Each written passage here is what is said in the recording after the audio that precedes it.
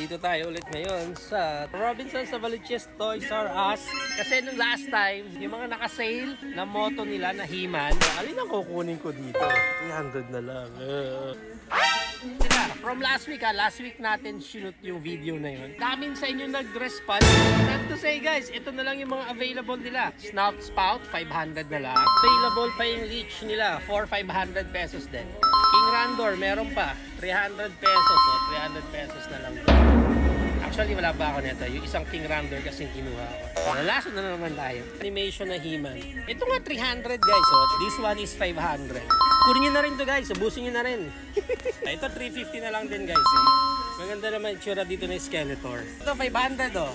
Vehicle. Dun sa mga nagko-collect ng vehicle dyan, ng He-Man moto, pwede na. 500 pesos oh. From 2,000 pesos. 500 na lang siya. He-Man, 350 din. 350 si Beastman. Actually maganda tong si Beastman na to. Maganda rin. Ayan guys, puntahan nyo na lang. Dito yan sa Robinsons Novaliches Toys R Us. Ayan, yan. Hanapin nyo to si ate ah. Ayan. Nagkakaubusan na, Oo nga, ubus nyo na lahat ng stocks nila dito. Minsan na yan mag-sale dito ng ganyan. Kunin nyo na ah.